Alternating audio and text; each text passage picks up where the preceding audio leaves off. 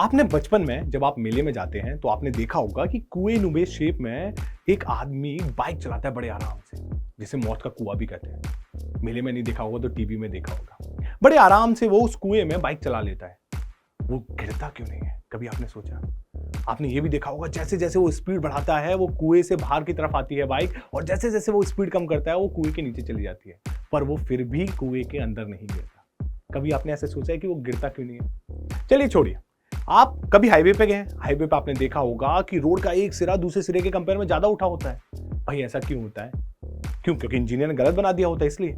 नहीं, इसके पीछे आपकी सेफ्टी को ध्यान रखा जाता है, और इसके पीछे भी फिजिक्स छुपी होती है जिसकी मदद से आपकी सेफ्टी को ध्यान रख के उन रोडों को बनाया जाता है। ये जितने भी मैंने ये दो एग्जांपल लिए ना अभी तक, ये हमारे सर्कुलर मोशन चैप्टर के किस में आते हैं? एप्लीकेशन में आते हैं। ये दोनों एग्जांपल, कौन सा एग्जांपल? पहला कि एक आदमी कुआं शेप में बाइक चला रहा है बड़े आराम से और वो गिर नहीं रहा है, और दूसरा कि रोड का एक सिरा दूसरे सिरे के कंपेयर में उठा हुआ है। ये दोनों एप्लीकेशन हम डिस्कस करते हैं सर्कुलर मोशन में। ऐसे बहुत से एप्लीकेशन जो सर्कुलर मोशन से जुड़े हुए हैं और आपकी डेली लाइफ से जुड़े हुए हैं, वो हम डिस्कस करेंगे अपने चैप्टर जिसका नाम है सर्कुलर मोशन। ये तो बात होगी डेली लाइफ एप्लीकेशन की। अगर एकेडमिक की बात की जाए तो सर्कुलर मोशन से एडवांस में कोई डायरेक्ट सवाल तो नहीं बनता। ये तो आप सभी जानते हैं कि एडवांस में किसी भी चैप्टर से डायरेक्ट सवाल नहीं बनता। सब चैप्टर का कुछ ना कुछ भाग लेकर एडवांस में एक सवाल बनता है। मतलब सर्कुलर मोशन में जो भी आप एप्लीकेशन सीखते हैं या जो भी आप टर्मिनोलॉजी सीखते हैं, उससे मिलाकर एक आखिरी में उस एप्लीकेशन या फिर उस टर्मिनोलॉजी को मिलाकर, दूसरे चैप्टर की टर्मिनोलॉजी को मिलाकर, एक सबको मिलाकर एक सवाल बनता है एडवांस में। अगर मेंस की बात की जाए तो इससे डायरेक्ट सवाल भी पूछे जा सकते हैं। और इस चैप्टर की इंपॉर्टेंस जानने के लिए मैं आपसे ये स्टेटमेंट बोलूंगा कि अगर आपने ये चैप्टर नहीं पढ़ा तो आपको रोटेशन बिल्कुल नहीं समझ में आएगा। एक तरीके से सर्कुलर मोशन रीढ़ की हड्डी का काम करता है रोटेशन मोशन के चैप्टर के लिए। अब इस स्टेटमेंट से आपको समझ में आ गया होगा कि इस चैप्टर की कितनी इंपॉर्टेंस है। तो चलिए इस चैप्टर को स्टार्ट करते हैं जिसका नाम है सर्कुलर मोशन। इसकी परिभाषा से कि सर्कुलर मोशन होता क्या है, इससे जुड़ी टर्मिनोलॉजी की बात की, एंगल क्या होता है, एंगल से जुड़ी टर्मिनोलॉजी जैसे एंगुलर डिस्प्लेसमेंट क्या होता है, क्यों ही पढ़ना पड़ा हमें एंगल से जुड़ी हुई टर्मिनोलॉजी को, इन सब का डिस्कशन करते हैं हम अपने पहले लेक्चर में। यदि मैं बोलूं कोई पार्टिकल एक प्लेन में कुछ इस तरीके से मोशन करे कि उसका डिस्टेंस एक फिक्स पॉइंट से हमेशा कांस्टेंट रहे, तो मैं बोलूंगा वो पार्टिकल सर्कुलर मोशन परफॉर्म कर रहा है। मैंने क्या बोल दिया? मैंने बोला कि यदि कोई पार्टिकल कुछ इस तरीके से एक प्लेन में मोशन करे कि उसका डिस्टेंस एक फिक्स पॉइंट से हमेशा क्या रहे? कांस्टेंट रहे, तो पार्टिकल क्या कर रहा होगा? वो सर्कुलर मोशन परफॉर्म कर रहा होगा। उस फिक्स पॉइंट को बोला जाता है सेंटर ऑफ सर्कल, और उस डिस्टेंस को जो कभी फिक्स पॉइंट से बदलता नहीं है उसे बोला जाता है रेडियस ऑफ सर्कल। ये तो हुई हमारी किसकी? सर्कुलर मोशन की परिभाषा। देखिए ऊपर भी यही लिखा है, if a particle moves in a plane such that its distance from a fixed point remain constant then its motion is known as circular motion। ये बात हो गई किसकी? सर्कुलर मोशन की परिभाषा की। अब ध्यान से सुनिए, यदि कोई पार्टिकल सर्कुलर मोशन परफॉर्म कर रहा है, तो उसकी वेलोसिटी हमेशा उस सर्कल के कैसे रहेगी? टेंजेंशियल रहेगी। आप बोलोगे सर ऐसा कैसे? उसकी वेलोसिटी हमेशा टेंजेंशियल क्यों रहेगी सर्कल के? ध्यान से सुनिए, ये मैं बोल सकता हूं कि उसकी वेलोसिटी टेंजेंशियल इसलिए रहेगी क्योंकि ये परिभाषा में लिखा होगा, क्योंकि परिभाषा ऐसा बोलती है। परिभाषा क्या बोलती है? कि पार्टिकल एक प्लेन में कुछ इस तरीके से मोशन करे कि उसका डिस्टेंस फिक्स पॉइंट से हमेशा कांस्टेंट रहे। तो देखिए, ध्यान से देखिए, अगर आप बोल रहे हो कि सर टेंजेंशियल ना रह के कोई और वेलोसिटी ले लेते हैं, जैसे मैंने बोला कि इसकी वेलोसिटी कुछ इस दिशा में ले लेते हैं v डैश। अब ध्यान से देखिए, अगर मैं इस दिशा में वेलोसिटी ले लेता हूं पार्टिकल की, तो देखिए इसके दो कंपोनेंट होंगे। पहला कंपोनेंट एक इधर और दूसरा कंपोनेंट इधर। अब ये वाला जो वेलोसिटी का कंपोनेंट होगा वो इसकी सेंटर से दूरी को बदलेगा। और परिभाषा क्या बोलती है? कि पार्टिकल सर्कुलर मोशन तभी परफॉर्म करता है जब उसका डिस्टेंस एक फिक्स पॉइंट से कैसा रहे? कांस्टेंट रहे। तो यहां पर देखिए, अगर ये कंपोनेंट आ गया तो भैया इसका फिक्स पॉइंट से डिस्टेंस तो कभी कांस्टेंट ही रहेगा, तो ये तो परिभाषा ही नहीं बनती। तभी मैंने बोला कि इसकी परिभाषा बोलती है कि भाई कि इसकी वेलोसिटी कैसी रहेगी? टेंजेंशियल रहेगी किसके? सर्कुलर पाथ के। आप बोलोगे चलो ठीक है सर, आपने बाहर की तरफ लिया, इस तरफ भी तो ले सकते हो वेलोसिटी को, ले लो इस तरफ वेलोसिटी को। जब आप इस तरफ वेलोसिटी को लोगे तो देखिए फिर से इसके दो कंपोनेंट होंगे, एक अंदर की तरफ, एक इसके परपेंडिकुलर। वो अंदर की तरफ वाला कंपोनेंट क्या करेगा? सेंटर के नजदीक ले जाएगा पार्टिकल को। तो क्या सर्कुलर मोशन परफॉर्म करेगा? नहीं करेगा। सर्कुलर मोशन परफॉर्म करने के लिए परिभाषा क्या कहती है? कि यदि कोई पार्टिकल प्लेन में कुछ इस तरीके से मोशन करे कि उसका डिस्टेंस फिक्स पॉइंट से हमेशा क्या रहे? कांस्टेंट रहे, तो उसको मैं बोलूंगा सर्कुलर मोशन परफॉर्म कर रहा है। तो इसका डिस्टेंस कभी सर्कुलर मोशन से सर इसका डिस्टेंस क्या क्या सेंटर से बदलता रहेगा? बदलता रहेगा। सिर्फ इसी कंडीशन में, देखिए इसी कंडीशन में वेलोसिटी जब टेंजेंशियल होगी पाथ के, तो इसका डिस्टेंस क्या रहेगा? कांस्टेंट रहेगा। ये समझ में आया? अब गौर से देखिए, मैंने मान लिया कि मेरा पार्टिकल यहां पर पहुंच गया। कहां पर पहुंच गया? यहां पर। अगर इस पार्टिकल की पोजीशन को दिखाना है किसके रिस्पेक्ट में? सेंटर के रिस्पेक्ट में। तो क्या करूंगा मैं करूंगा एक पोजीशन वेक्टर खींचूंगा। क्या करूंगा? एक पोजीशन वेक्टर खींचूंगा। ये मैंने बना दिया पोजीशन वेक्टर। मैंने मान लिया भैया ये पोजीशन वेक्टर क्या हो गया? आर। ये पोजीशन वेक्टर हो गया आर।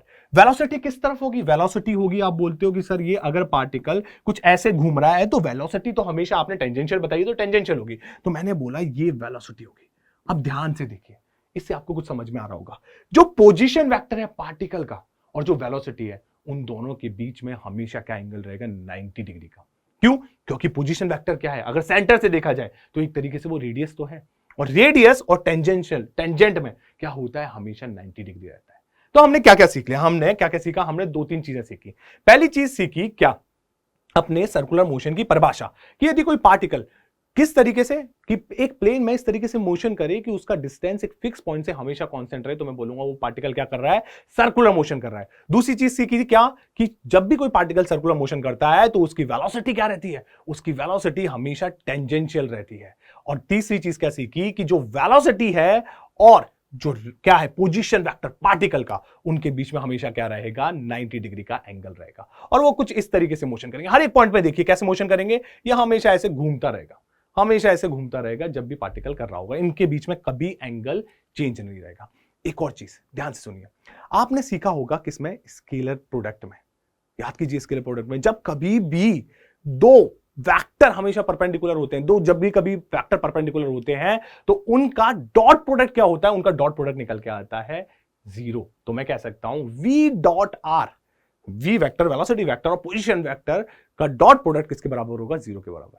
तो कितनी चीज सीख ली टोटल? हमने पहले सर्कुलर मोशन की परिभाषा देख ली, फिर देख लिया कि जो सर्कुलर मोशन परफॉर्म करता है पार्टिकल, उसकी वेलोसिटी हमेशा टेंजेंशियल रहती है उसके पाथ के, और जो पोजीशन वेक्टर है जो कि सेंटर के रिस्पेक्ट में ले रहे हैं, उनके बीच में 90 डिग्री रहेगा और v डॉट आर बराबर 0 होगा। ये तो बात होगी क्या? सर्कुलर मोशन की परिभाषा की। अब हम पढ़ते हैं एंगल की तरफ। अब इस एंगल के बारे में आपने बहुत ज्यादा डिस्कशन किया होगा, बहुत ज्यादा पढ़े होंगे इस एंगल के बारे में। हमने सबसे पहले डिस्कशन किया था यूनिट एंड मेजरमेंट्स में। वहां पर हमने सप्लीमेंट्री, याद है सप्लीमेंट्री यूनिट देखी थी, इसमें एंगल और हमने प्लेन एंगल और सॉलिड एंगल देखा था। फिर उसके बाद हमने बेसिक मैथमेटिक्स में इस एंगल के बारे में फिर से चर्चा की थी। अब मैं इसके बारे में फिर से चर्चा करूंगा और मैं आपको बताता हूं इसकी डेफिनेशन क्या है और किस तरीके से एंगल को डिफाइन किया जाता है। अब ध्यान से देखिए, मैंने बोला कि कोई पार्टिकल सर्कुलर मोशन कर रहा है तो वो पार्टिकल की इनिशियल पोजीशन ये हो गई। अब ध्यान से देखिए, मैं बोल रहा हूं इस इनिशियल पोजीशन पर मैंने लाइन खींच दी और मैंने बोल दिया ये कोई रेफरेंस लाइन है। ध्यान से देखिएगा, ये कोई रेफरेंस लाइन है। अब ये पार्टिकल हमारा कुछ ऐसा चलकर, इसके पार्टिकल की पोजीशन वेक्टर को कैसे दिखाऊंगा? आर से। अब ये कैसे चलकर, ऐसा चलकर यहां पर पहुंचा, तो इसका पोजीशन वेक्टर, ध्यान से सुनिएगा, इसका पोजीशन वेक्टर इनिशियली इतना था। इसका पोजीशन वेक्टर जितना रोटेट हुआ, इसका पोजीशन वेक्टर जितना रोटेट हुआ इनिशियल पोजीशन से, उसी को क्या बोला जाता है? Angle theta. जितना एंगल बनाएगा इसे थीटा को क्या बोला जाता है? एंगल। याद कीजिए, यही तो बताया था हमने। इसका पोजीशन वेक्टर जितना रोटेट हुआ उसने थीटा बनाया, उस थीटा को क्या बोला जाता है? एंगल बोला जाता है। और याद कीजिए इस एंगल को कैसे डिफाइन किया जाता है? इस एंगल को डिफाइन किया जाता है थीटा बराबर arc of length. Arc of length क्या? जितना पार्टिकल चला ये L divided by radius. Radius क्या? Radius of circle. इस तरीके से इसे डिफाइन किया जाता है। याद कीजिए वहां पर हमने एक और इंपॉर्टेंट चीज देखी थी कि थीटा की यूनिट क्या होती है? थीटा की यूनिट होती है रेडियन, ऐसा यूनिट, ना कि डिग्री। और इनमें हमने रिलेशन भी देखा था क्या? कि 2 पाई रेडियन बराबर 360 डिग्री। अब ये बात हमने कर ली, एंगल के बारे में डिस्कशन कर लिया। अब आपके दिमाग में एक सवाल चल रहा होगा कि सर आपने थीटा बता, ठीक है चलो एंगल बता दिया, कोई बात नहीं। अब आप स्टार्टिंग में लेक्चर के बात कर रहे थे कि इससे जुड़ी हुई टर्मिनोलॉजी की भी बात करेंगे, जैसे एंगुलर डिस्प्लेसमेंट, एंगुलर वेलोसिटी। आखिर हमें ये पढ़ने की जरूरत ही क्यों है? पहली बात तो ये बताओ, थीटा ही पढ़ने, मतलब ये एंगल की पढ़ने की जरूरत क्यों है? हमने अभी अच्छा खासा तो चीजें पढ़ी थी काइनेमेटिक्स में, ये एंगल कहां से ले आए? एंगल क्यों नपवा रहे हो? फिर ठीक है चलो एंगल भी आप मान लेते हैं, ठीक है हम एंगल पढ़ लेंगे, यूनिट डायमेंशन में भी पढ़ाया था आपने, बेसिक मैथमेटिक्स में भी पढ़ा दिया, इतना कुछ पढ़ा दिया तो पढ़ लेंगे। पर इनसे जुड़ी हुई टर्मिनोलॉजी, जैसे आप बोल रहे हो कि एंगुलर डिस्प्लेसमेंट पढ़ेंगे, एंगुलर डिस्प्लेसमेंट पढ़ने की क्या जरूरत है? एंगुलर वेलोसिटी पढ़ने की क्या जरूरत है? अभी तो हम अच्छा खासा डिस्टेंस नाप के लाए थे ना, काइनेमेटिक्स में नापा था डिस्टेंस, हमने वेलोसिटी भी नापी थी, एक्सीलरेशन भी नापा था। तो क्यों हमें यहां पर ये सारी टर्मिनोलॉजी जो एंगल से जुड़ी उन्हें पढ़ने की जरूरत पड़ी? क्यों ही पढ़ रहे हैं? अब इसका रीजन ना आप भी दोगे। ध्यान से देखिए, आप जिस पेन से लिख रहे होंगे ना, उस पेन को उठाइए अपने हाथ में और उस पेन को अपनी आंख के पास लेके जाइए। मैं इस कैमरे के पास ले जाता हूं, आप जैसे जैसे इसको अपने पास लेके जाएंगे ना, आंख के पास, तो आपको ऐसा प्रतीत होगा कि इस पेन की लंबाई क्या होने लगी, बढ़ने लगी। हो रहा है ना फील? और जैसे जैसे इसे अपने आंख से दूर लेके जाएंगे तो आपको ऐसा प्रतीत होगा इसकी लंबाई घटने लगी। ऐसा क्यों भाई? आप तो जानते हैं पेन की लंबाई तो कांस्टेंट है। आप टेबल पर रख के देखिए, वो तो उतनी है। क्या समय के साथ बदल रही है? नहीं बदल रही ना। तो फिर ऐसा क्यों प्रतीत हो रहा है कि भाई जब हम आंख के पास ले जा रहे हैं तो इसकी लंबाई बढ़ रही है, और जब हम आंख से दूर ले जा रहे हैं तो इसकी लंबाई घट रही है? ऐसा क्यों? ऐसा इसलिए क्योंकि जो आपकी आई होती है ना, वो लेंथ को ना पढ़कर एंगल को पढ़ती है। ये आप ही की कमी है, इसलिए आप ही की कमी की वजह से हमें एंगल पढ़ना पड़ रहा है और एंगल से जुड़ी हुई टर्मिनोलॉजी के बारे में पढ़ना पड़ रहा है। अगर आप में कमी नहीं होती तो हम नहीं पढ़ते, हम तो बोलते लंबाई नापो और काम चलाओ। नहीं, आपकी जो आई होती है वो किसको पढ़ती है? आपकी आई जो पढ़ती है वो किसको पढ़ती है? एंगल को। जैसे जैसे आप अपने पेन को क्या करोगे, आंख के पास ले जाओगे तो देखो ये एंगल क्या होगा, बढ़ जाएगा। और जैसे जैसे आप पेन को दूर ले जाओगे क्या होगा, ये एंगल घट जाएगा। इसलिए आपको प्रतीत होता है जब आंख के पास अपने पेन को ला रहे हो कि उसकी लंबाई बढ़ गई, और जैसे पेन को दूर ले जा रहे हो तो उसकी लंबाई घट गई। बचपन में पढ़ा होगा, याद कीजिए, बचपन में पढ़ा होगा कि तारे बहुत बड़े होते हैं कंपेयर में किसके? चंदा मामा के, मून के। पर दिखता तो मून बड़ा है ना तारों के कंपेयर में। ऐसा क्यों? ऐसा इसलिए कि जो मून होता है वो आपकी आंख पर बड़ा एंगल बनाता है एज कंपेयर टू तारे के। इसलिए आपको मून बड़ा दिखाई देता है तारे के कंपेयर में। तारे तो बहुत दूर होते हैं, वो जो एंगल बनाते हैं ना बहुत छोटा सा बनाते हैं। याद आया? देखिए, खुद ही देख लीजिए कि तारे मून से कितना दूर होते हैं, और मून आपको बड़ा दिखाई देता है एज कंपेयर टू तारे के। अब समझ में आया कि एंगल को पढ़ना क्यों जरूरी है? क्योंकि आपकी आंख क्या पढ़ती है? आपकी आंख एंगल को पढ़ती है। चलो, इतना समझ में आ गया। आपने बोला ठीक है सर, मान लिया कि हमारी आंख एंगल को पढ़ती है, एंगल पढ़ लेंगे।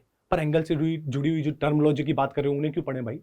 क्यों पढ़े हम? एंगुलर की मतलब कि एंगुलर वेलोसिटी क्यों पढ़े, एंगुलर एक्सीलरेशन क्यों पढ़े, एंगुलर डिस्प्लेसमेंट क्यों पढ़े? इन सबको क्यों पढ़े? एंगल तो पढ़ लिया, इन सबको क्यों पढ़ा जाए? अब ध्यान से सुनिए। ट्रेन में सफर करते वक्त आप जब कभी खिड़की के बाहर देखते हैं तो आपको ऐसा प्रतीत होता है कि दूर वाली चीज बहुत आराम से चल रही है। दूर वाला पेड़ बड़ा आराम से चल रहा है और पास में जो खंबा है, पेड़ है, वो बहुत जल्दी से निकल गया। ऐसा क्यों लगता है? आपने कभी गौर किया ऐसा क्यों लगता है? देखा होगा, सबने देखा होगा भाई, ये रियल लाइफ है। बस में बैठो, ट्रेन में बैठो, तो आपको ऐसा प्रतीत होता है दूर वाली चीज जो भी है, दूर में जो भी चीज जा रही है बड़े आराम से जा रही है, और पास वाली बहुत तेजी से निकलती है। क्यों?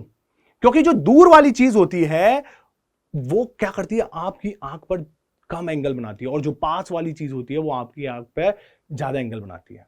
अब ध्यान से सुनिए, ये दोनों, आप ट्रेन में चल रहे हैं, मान लीजिए आप ट्रेन में चल रहे हैं और दो पेड़ हैं, एक पास में है, एक दूर में है। आप ट्रेन में चल रहे हैं, वो दोनों आपके रिस्पेक्ट में सेम वेलोसिटी से उल्टे में जाएंगे। ये आप रिलेटिव मोशन में पढ़ रखे हो कि ऑब्जर्वर जो होता है हमेशा रेस्ट में होता है।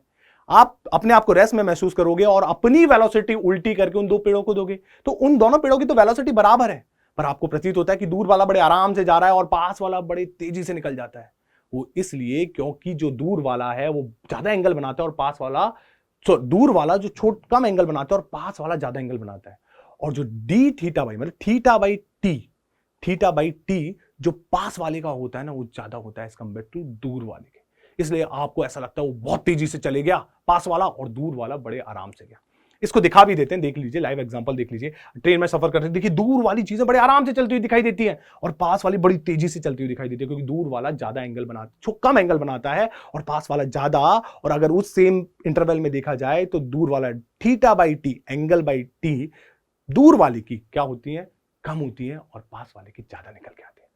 इसको एक और एग्जांपल से और डिस्कस करते हैं जिससे और क्लियरिटी आएगी। ध्यान से देखिए, मैंने मान लिया कि ये मेरी गाड़ी है और इसकी कार की स्पीड सेम है, मतलब कांस्टेंट स्पीड से चल रही है। अब मैंने क्या किया, दो लड़कों को खड़ा कर दिया। यहां पर देखिए कौन कौन से दो लड़कों को खड़ा कर दिया, एक इस लड़के को, एक इस लड़के को। अब ये दोनों गाड़ी को जाता हुआ देखते हैं, एक आगे खड़ा हुआ है, एक पीछे खड़ा हुआ है। अब इनकी गर्दन के मोशन को ध्यान से देखिएगा, एक आगे खड़ा हुआ है, एक पीछे खड़ा हुआ है। ये दोनों इस गाड़ी को जाते हुए देखते हैं। अब देखिए, इन दोनों ने इस गाड़ी को देखा, जो दूर वाला है उस पर जितना भी एंगल आएगा वो कम आएगा, मैंने बोला θ1। और जो पास वाला है, पास वाले ने जितना भी एंगल बनाया आपको खुद दिख रहा है θ2, और मैं बोल सकता हूं कि θ1 θ2 से कम है।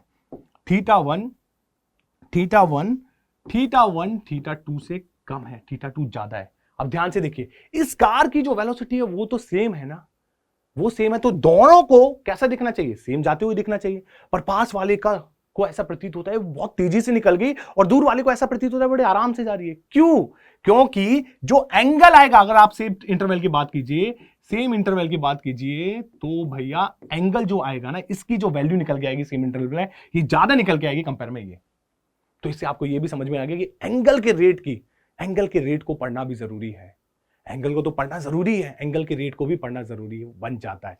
लाइव एग्जांपल है, अगर कांस्टेंट वेलोसिटी से जाती तो दोनों को तो बराबर दिखती, पर यहां पे तो अलग अलग दिख रही है। तो इससे आपको इसकी इंपॉर्टेंस भी पता चल गई कि जो एंगल से जुड़ी हुई टर्मिनोलॉजी, जैसे मैं बात कर रहा हूं किसकी, angular velocity, angular acceleration, angular displacement, इन सबको भी पढ़ना जरूरी बन जाता है। तो आज के लेक्चर में हमने क्या क्या सीखा? हमने सबसे पहले देखा कि सर्कुलर मोशन की परिभाषा क्या होती है। उसमें हमने देखा कि भैया सर्कुलर मोशन अगर कोई पार्टिकल परफॉर्म कर रहा है तो उसकी वेलोसिटी हमेशा टेंजेंशियल रहती है और जो उसका पोजीशन वेक्टर होता है उन दोनों में 90 डिग्री रहता है। मोशन को भी देखा था, ये पहली चीज देखी थी। दूसरी चीज देखी थी एंगल क्या होता है और उसे पढ़ने की जरूरत क्यों है। क्यों जरूरत है? आप खुद ने आपने जब पेन पास ले गए तो आपको प्रतीत हुआ वो बड़ा हो गया, जब आप दूर ले गए तो वो छोटा हो गया। क्यों? क्योंकि आपकी आंख क्या पढ़ती है, एंगल को, और इसलिए उससे जुड़ी हुई टर्मिनोलॉजी को भी पढ़ने की जरूरत है।